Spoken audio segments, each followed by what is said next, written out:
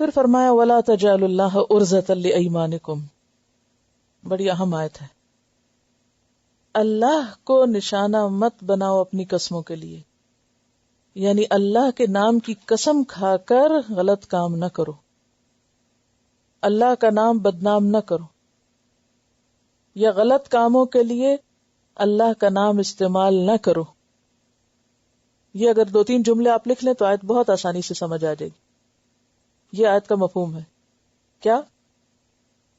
اللہ کا نام بدنام نہ کرو، یا اللہ کے نام کی قسم کھا کر غلط باتوں کا عہد مت کرو، یا برائی کے کاموں میں اللہ کا نام استعمال نہ کرو.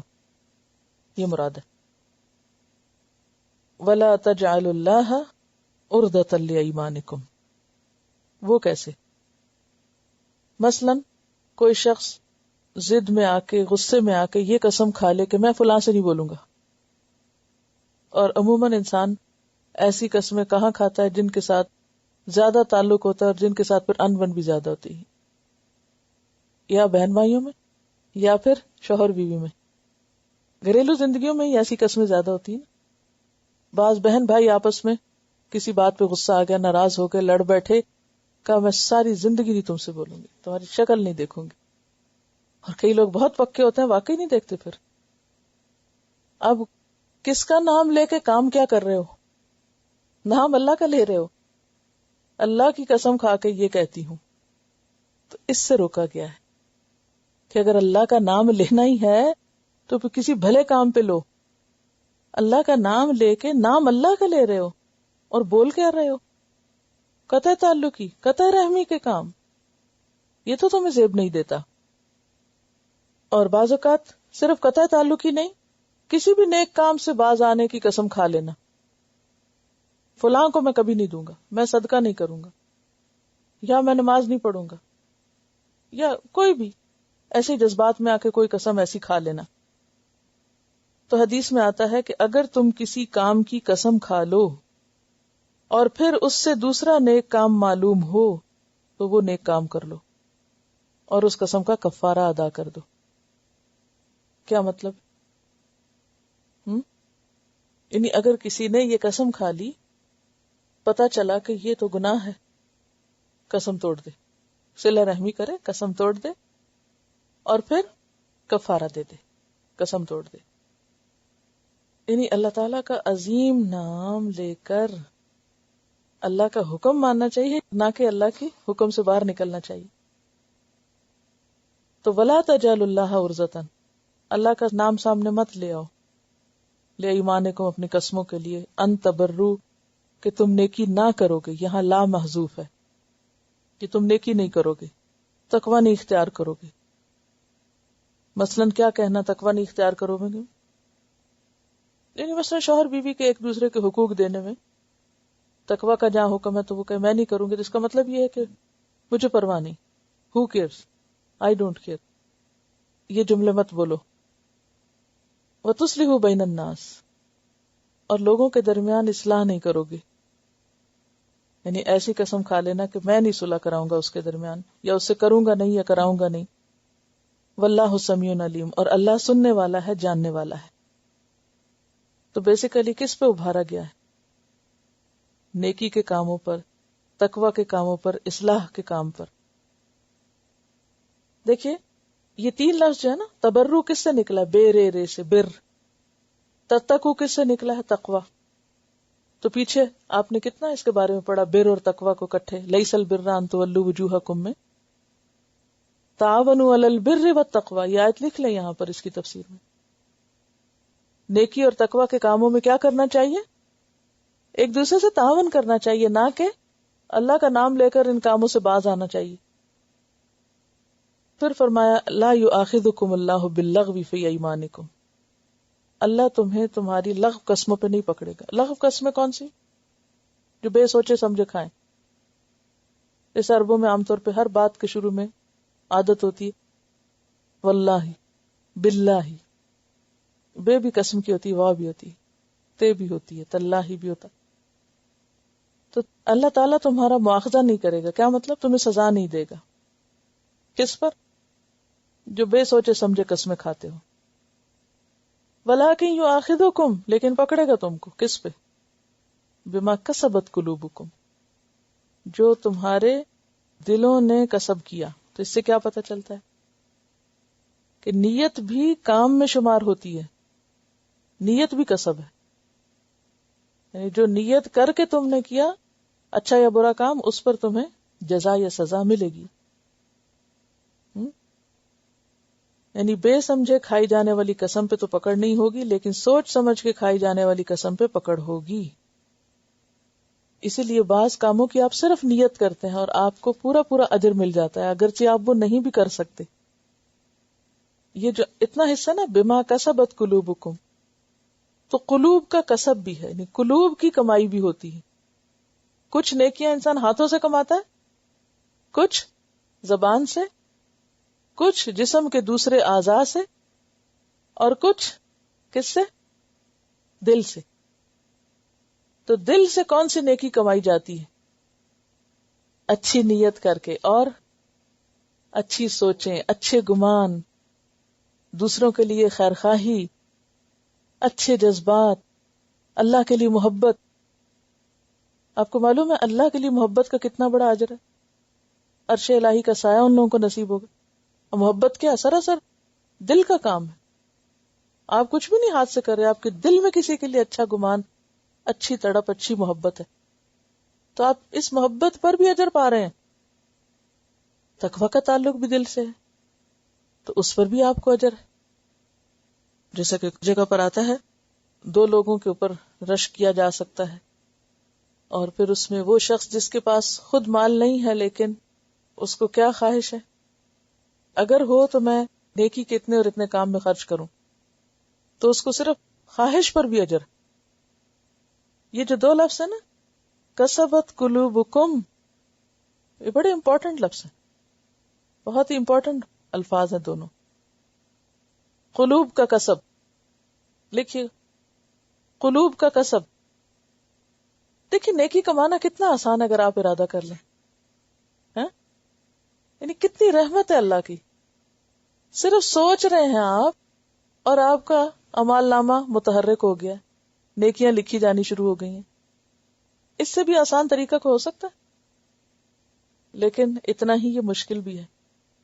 اکثر لوگ زیادہ تر دوسروں کے لیے اچھا سوچنے کی بجائے برا سوچتے رہتے ہیں. تو صرف تھوڑا سا موڑنے کی ضرورت ہے، سوئچ آن آف کرنے کی ضرورت ہے.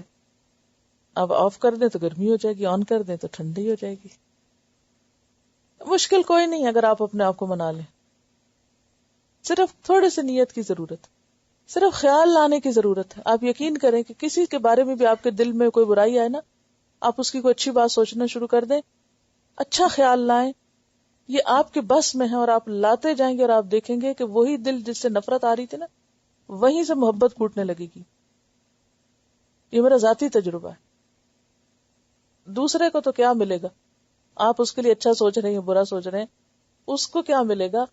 ملے گا تو آپ کو خود. آپ کسی کے لیے اچھا سوچتے ہیں، محبت سے سوچتے ہیں، تو خوشی کس کو ہوگی؟ آپ ہی کو ہوگی. اور اگر آپ کسی کے لیے برا سوچے جا رہے ہیں تو تڑپے گا کون؟ کڑے گا کون؟ جلے گا کون؟ کالا دل کس کا ہوگا؟ اپنا ہی ہوگا. تو اپنا بھلا کریں، کسی پہ کوئی احسان نہیں. اب یہاں کچھ قسموں کی قسمیں بھی ہیں، آگے پھر یہ سورۃ المائدہ میں مضمون آئے گا، وہاں بتاؤں گی، کیونکہ یہاں موضوع سے ہٹ جائیں گے اگر ہم قسموں کی تفصیل میں چلے گئے. یہاں صرف اتنا حکم جاننا ہی کافی ہے کہ بھول چوک معاف ہے، لیکن قصب قلب معاف نہیں، اس پہ پکڑ بھی. یہاں یہ بات بھی یاد رکھیے کہ جہاں کسی کے لیے اچھا سوچنے میں اجر اور ثواب ہے، وہاں کسی کے لیے بے وجہ غلط سوچنے میں پکڑ بھی ہے.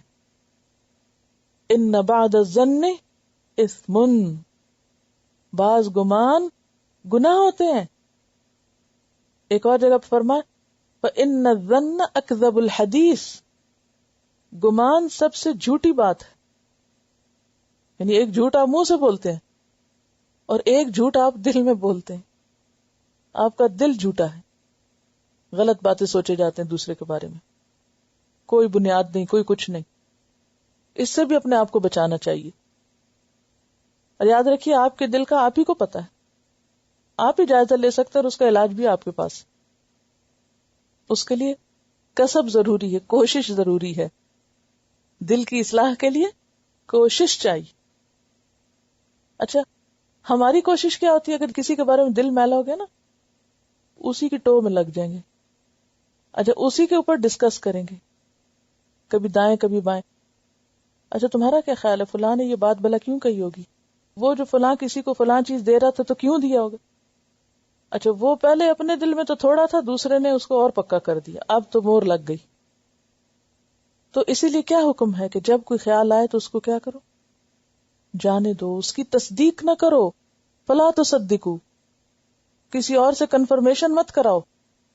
اور دوسروں کو بھی خیال کرنا چاہیے، اگر کوئی ہم سے کنفرمیشن کر رہا ہے نا تو ہم اس کو واش آؤٹ کریں کہ نہیں نہیں تمہارا خیال غلط ہے. خواہ اس کا خیال صحیح بھی ہو، تب بھی اس کو انکریج نہیں کرنا چاہیے. کیوں؟ اس سے تعلقات میں خرابی ہوتی ہے. لوگ نہ بھی ہو تو وہ ہاں میں ہاں ملانے لگتے ہیں دوسرے کا فیور لینے کے لیے. مثلاً بعض گمان گناہ ہوتے ہیں، مثلاً مایوس ہونا بے وجہ، اس کی پکڑ ہوگی. مایوسی کیا ہے؟ گناہ ہے یا ثواب ہے؟ تو وہ بھی تو ایک گمان ہی ہے نا، اندر ہی کی کیفیت ہے. تو اس لیے اس کا دھیان رکھنا ضروری ہے. اصل میں سوچ کی درستگی پر سارے اعمال کی درستگی. انما الاعمال بالنیات. سوچ اچھی ہے نا، سب کچھ اچھا ہے. سوچ خراب ہے، سب خراب. تو سوچ کے اوپر پہرا آپ خود ہی رکھیں گے کہ کہاں سے بھٹکنے لگے. اور اس کے لیے آپ کو ایفرٹ کرنی پڑے گی. کسب قلب ہے پھر ایفرٹ. یہ ایسا نہیں کہ صرف ایک لیکچر سن کے ٹھیک ہو جائے گا معاملہ. روک، اپنی باگیں خود کھینچ کے رکھنی پڑیں گی کہ نہیں مجھے اس سے آگے نہیں جانا. جی، سیلف کنٹرول، جہاد بالنفس. آگے ہے. اب دیکھیں قسموں کی بات ہوئی تو پھر خاندانی زندگی میں کچھ ایسی قسمیں ہیں کہ جن پہ پکڑ ہے. للذین یؤلون، وہ لوگ جو قسم کھا لیتے ہیں من نسائہم، اپنی بیویوں سے تعلق نہ رکھنے کی. اور کون سا تعلق؟ جنسی تعلق، جسمانی تعلق مراد ہے. کہ اگر کوئی مرد یہ قسم کھا لیتا ہے کہ میں اپنی بیوی سے مباشرت نہیں کروں گا، تو اس کو 4 مہینے تک مہلت دی جائے گی کہ سوچ لو. تربص 4 اشہر، انتظار کرنا ہوگا 4 مہینے. فَإِنْ فَاؤُوا، پھر اگر وہ لوٹ آئے یعنی رجوع کر لیں، قسم توڑ دیں، تو کیا ہوگا؟ فَإِنَّ اللَّهَ غَفُورٌ رَحِيمٌ، اللہ بھی غفور الرحیم ہے. وہ سورۃ الرعد آیت 6 میں آتا ہے نا، وَإِنَّ رَبَّكَ لَذُو مَغْفِرَةٍ لِلنَّاسِ عَلَى ظُلْمِهِمْ، اللہ لوگوں کے ظلم کے باوجود ان کے لیے بخشش کرنے والا ہے. اب یہاں پھر عورت کو اس کا حق دیا جا رہا ہے کہ اگر کوئی مرد کسی بات سے ناراض ہو کر عورت کو اس کا حق نہ دینے کی قسم کھا لیتا ہے تو پھر اسے قسم توڑنی چاہیے. قسم توڑنے کا کفارہ ہوگا. تو پھر اگر تو وہ لوٹ آتا ہے یعنی قسم توڑ دیتا ہے تو بہت اچھی بات ہے، بس اس کو صرف کفارہ دینا ہوگا. لیکن اگر اس نے قسم نہیں توڑی، رجوع نہیں کیا اور 4 مہینے گزر گئے تو طلاق ہو جائے گی. بعض فقہا کہتے ہیں کہ خود نہیں ہوگی طلاق، اسے عدالت میں جانا ہوگا عورت کو. اور بعض کہتے ہیں کہ خود بخود ہو جائے گی. یہاں یہ بات یاد رہے کہ اگر کوئی شخص قسم نہیں کھاتا، ویسے ہی میوچل انڈرسٹینڈنگ سے فزیکل ریلیشن شپ نہیں، یا ایک ملک میں دوسرا دوسرے ملک میں ہے تو کوئی ایسی پاسبلٹی نہیں، تو اس صورت میں تو نہیں ہے کوئی طلاق وغیرہ، اور نہ ہی کوئی اس میں قباحت ہے کہ میوچل انڈرسٹینڈنگ سے وہ ایک دوسرے سے الگ ہے. یا مثلا شوہر بیمار ہے یا بیوی بیمار ہے، یہ کسی خاص وجہ سے تعلق نہیں رکھ سکتے، قسم نہیں کھائی، ویسے ہی نہیں رکھے، تو وہ نہیں ایلا کہلائے گا. ایلا کب ہوتا ہے؟ جب کوئی قسم کھا کے تعلق نہ رکھے، ناراضگی کے ساتھ. وَإِنْ عَزَمُوا الطَّلَاقَ، اور اگر انہوں نے عزم کر لیا ہے طلاق کا، فَإِنَّ اللَّهَ سَمِيعٌ عَلِيمٌ، تو اللہ سننے والا جاننے والا ہے. اب اگر طلاق دے دی انہوں نے یا ہو گئی اب کیا ہے، مطلقہ عورتیں کیا کریں؟ والمطلقات یتربصن بانفسہن ثلاثۃ قروء، طلاق یافتہ عورتیں 3 حیض تک انتظار کریں، خود کو روک کے رکھیں. روک کے رکھیں یعنی نکاح نہ کریں، جلدی نہ کریں.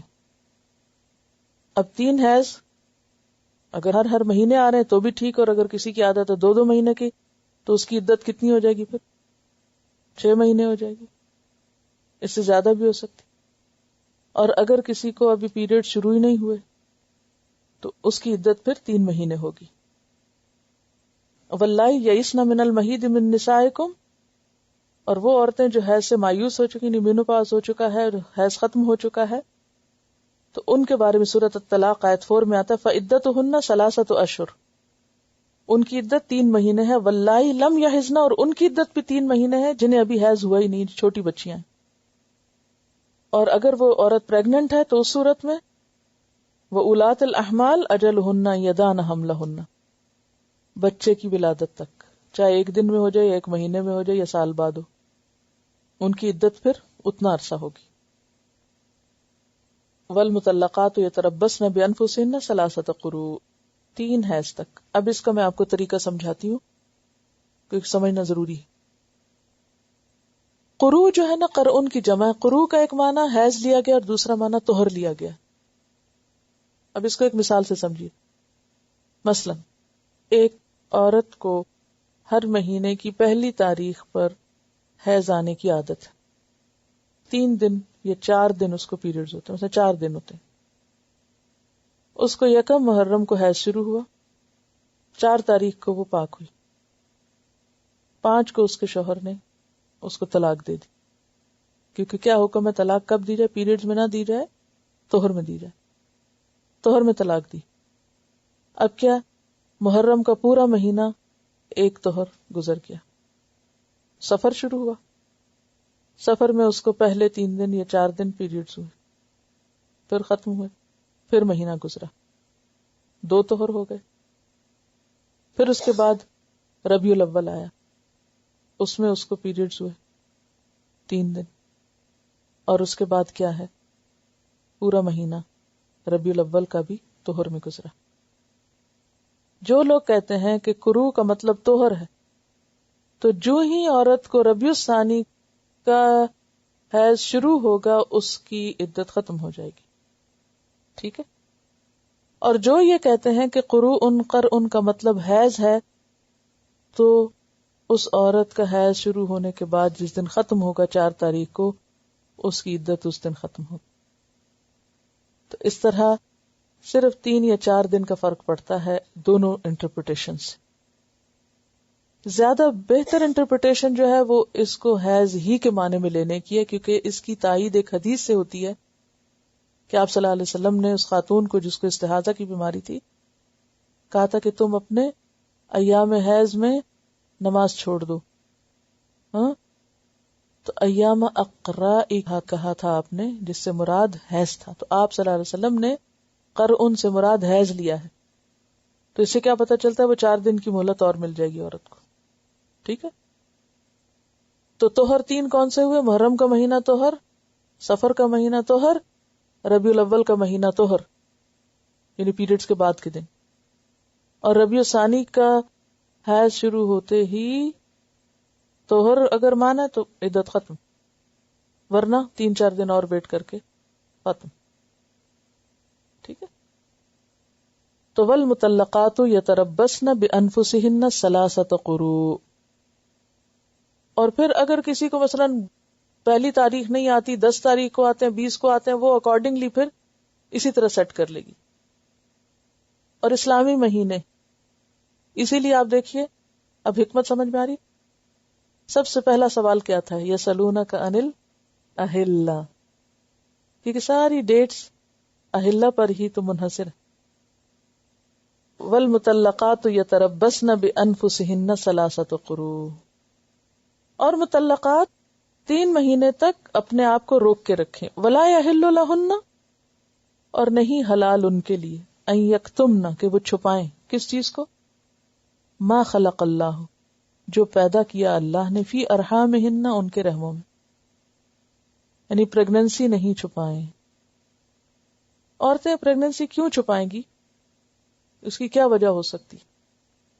شوہر رجوع نہ کر لے، ٹھیک ہے، کیونکہ اگر بتا دیتی تو ہو سکتا ہے اگر شوہر کو پتا چل جائے کہ عورت پریگننٹ ہے تو وہ اب بچے کی خاطر اس عورت کو نہیں چھوڑنا چاہے گا. تو عورت چاہتی اسے طلاق مل جائے تو وہ بتاتی نہیں کہ وہ پریگننٹ ہے، اور 3 مہینے بعد کہتی میری عدت ختم ہو گئی، حالانکہ عدت تو ختم نہیں ہوئی، کیونکہ اولاد الاحمال کی عدت کب ختم ہوتی؟ جب بچہ پیدا ہو. لیکن اس نے جھوٹ بولا، اس نے کہا 3 مہینے گزر کے میری عدت ختم ہو گئی، میں تو آزاد، اور جھٹ فوراً نکاح کر لیتی کسی اور سے، اور اس کو بھی نہیں پتا کہ یہ پیچھے سے بچہ لے کر آئی، تو اس بچے کا حسب نسب بھی خلط ملط ہو گیا. تو یہ بہت بڑا جرم ہے.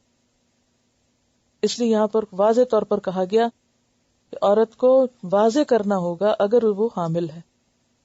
اور پھر یہ بھی ہے نا کہ عدت کے دوران نان نفقہ کس کے ذمہ ہے؟ شوہر کے ذمہ ہے. تو اس لیے کسی پر بھی ظلم اور زیادتی نہیں ہونی چاہیے. تو عورت کو حق نہیں کہ وہ ایسا جھوٹ بولے اور اس قسم کی غلطی کا ارتکاب کرے، کیونکہ اس میں کئی لوگوں کے حقوق متاثر ہوتے ہیں، بچے کے بھی، شوہر کے بھی. ان کنن یؤمن باللہ والیوم الآخر. پھر آپ دیکھیے کہ جہاں اہم معاملہ ہوتا ہے نا، پہلے مردوں کو کہا کہ اللہ کی ملاقات سے ڈرو، یہاں عورتوں کو کہا کہ دیکھو یہاں غلط بیانی کرو گی تو پکڑ ہوگی، اگر تمہارا اللہ اور یوم آخرت پر ایمان ہے تو تم یہ نہیں کرو گی. وَبُعُولَتُهُنَّ أَحَقُّ بِرَدِّهِنَّ فِي ذَلِكَ. اور ان کے شوہر اس معاملے میں زیادہ حقدار ہیں کہ انہیں لوٹا لائیں. یعنی طلاق رجعی کی صورت میں، یعنی عورت بجائے اس کے کہ نئی جگہ نکاح کرے، اگر وہ پہلے ہی شوہر کے ساتھ دوبارہ نکاح کر سکتی ہے، یعنی جب ایک طلاق ہوتی ہے یا 2 ہوتے ہیں تو کر سکتے ہیں، چاہے عدت گزر جائے تو زیادہ بہتر ہے وہیں کر لے. اور اگر اس مدت کے درمیان رجوع کرنا چاہتا ہے شوہر تو رجوع کا حق ہے. ان ارادو اصلاح، لیکن شرط کیا ہے؟ خیر خواہی اور اصلاح، تعلقات کی درستگی کا ارادہ ہے، ستانے کے لیے نہیں. وَلَهُنَّ مِثْلُ الَّذِي عَلَيْهِنَّ بِالْمَعْرُوفِ. ان عورتوں کے بھی ویسے ہی حقوق ہیں جیسے ان پر فرائض ہیں. جیسے مردوں کے حقوق ہیں ویسے ہی عورتوں کے حقوق ہیں. اسلام نے دونوں کو حقوق دیے ہیں. ہاں، وَلِلرِّجَالِ عَلَيْهِنَّ دَرَجَةٌ. حقوق تو ایک جیسے ہیں، لیکن مردوں کو عورتوں پر ایک درجہ حاصل ہے. کس چیز کا؟ نکاح اور طلاق میں مرد کا اختیار عورت سے زیادہ ہے. اگر وہ کہتا ہے کہ ہاں قبول ہے، نکاح قبول ہے، تو نکاح کی گرہ لگتی. صرف عورت کے قبول کرنے سے نکاح کی گرہ نہیں لگتی. عقدۃ النکاح مرد کے ہاتھ میں ہوتی ہے، ٹھیک ہے. طلاق کا اختیار بھی کس کے ہاتھ میں ہے؟ مرد کو دیا گیا. عورت طلاق نہیں دے سکتی اسلام میں، ٹھیک ہے. تو یہ ہے درجہ جس کا یہاں ذکر ہو رہا ہے. ورنہ ماں کی حیثیت میں تو عورت کا درجہ باپ سے زیادہ ہے. یعنی ویسے حقوق کی برابری ہے، یعنی دونوں کے اوپر فرائض بھی ہیں، دونوں کے اوپر حقوق ہے. اور بات یہ ہے کہ تالی 2 ہاتھ سے بجتی ہے، دونوں ہی اپنی ذمہ داریاں پوری کریں تو خوشگواری ہوتی ہے. ہاں، مرد کو یہاں ایک درجہ زیادہ دیا گیا ہے کیونکہ وہ قوام ہے. اس کی وجہ کیا ہے کہ وہ قوام ہے. قوام کس کو کہتے ہیں؟ یعنی فوڈ پرووائڈر ہے، مینیجر ہے، گھر کا ذمہ دار ہے، گھر کی جو سلطنت ہے اس میں وہ بادشاہ ہے، ٹھیک ہے. جیسے کسی بھی ادارے میں کوئی بھی آرگنائزیشن ہوتی ہے، اس میں ایک ہیڈ ہوتا ہے، باقی اس کے انڈر ہوتے ہیں. اسی طرح گھر کی جو مینجمنٹ ہے اس میں مرد حاکم ہے. وَلِلرِّجَالِ عَلَيْهِنَّ دَرَجَةٌ. اور اس کی وجہ 2 بتائی گئی نا، الرجال قوامون علی النساء بما فضل اللہ بعضهم علی بعض وبما انفقوا من اموالهم. دوسری وجہ کہ وہ اپنے مال خرچ کرتے ہیں. اور اس کے علاوہ بھی کئی حکمتیں ہیں. مثلاً یہ کہ مرد عورت کے مقابلے میں فزیکلی بھی اسٹرانگ ہوتا ہے اور جذباتی طور پر بھی زیادہ اسٹیبل ہوتا ہے. عورت کے اندر ہر مہینے اتنی تبدیلیاں آتی ہیں، جیسے پہلے میں نے ذکر کیا 150 سمپٹمز تک دیکھی گئی ہیں. تو مرد تو ان سمپٹم سے نہیں گزرتا، نہ ہی اس کو ایسی کوئی مشکل ہوتی. تو اس لیے اللہ تعالیٰ نے ایک خاص حکمت کے تحت یہ مرد کو اتھارٹی دے دی. تو اس میں عورت کی کوئی ہتک نہیں ہے، یا کوئی تحقیر نہیں ہے، یہ انتظامی ضرورت ہے، ورنہ حقوق تو برابر ہے. اب اگر کوئی آپ سے پوچھے کہ اسلام میں مرد اور عورت کے حقوق برابر ہیں یا اوپر نیچے ہیں، تو آپ کیا کہیں گے؟ حقوق برابر ہیں، ہاں انتظامی ذمہ داریوں میں مرد کا درجہ زیادہ ہے، انتظامی ذمہ داریوں میں مرد کی پوزیشن اوپر ہے، کیونکہ کوئی بھی آرگنائزیشن یا انتظام ایک اوپر ہیڈ کے بغیر چل نہیں سکتا. تو اس میں چونکہ وہ ایک ذمہ داری کی پوسٹ ہے، تو وہاں عورت کو نہیں وہ ذمہ داری دی گئی، کیونکہ عورت کے اوپر تو پہلے ہی بہت ذمہ داریاں ہیں نسل انسانی کی تخلیق کی اور پھر اس کی تربیت کی، لہٰذا اس کو مینیجریل ذمہ داریوں سے آزاد کیا گیا، یہ اس کے حق میں بہتری ہوئی ہے. یہاں یہ نہیں کہا گیا کہ مرد کا احترام زیادہ کرنا چاہیے اور عورت احترام کے لائق نہیں، یہ اس آیت کا نہیں ہے مطلب. ٹھیک ہے.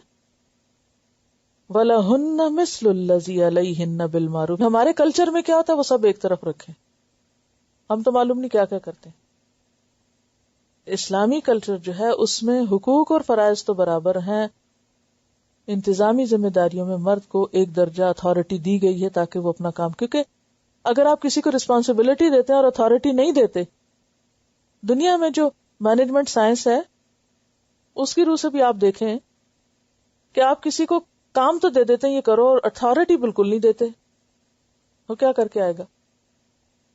تو اب اگر یہاں مرد کو ذمہ داری دے دی گئی کہ تمہیں فوڈ پرووائڈ کرنی ہے، تمہیں مینجمنٹ گھر کی کرنی ہے، تمہیں ذمہ داریاں نبھانی ہے، تمہیں عورت کو تحفظ فراہم کرنا ہے، اور اتھارٹی کچھ نہ دی جاتی، اتھارٹی عورت کو دے دی جاتی، تو کام کیسے ہو سکتا تھا؟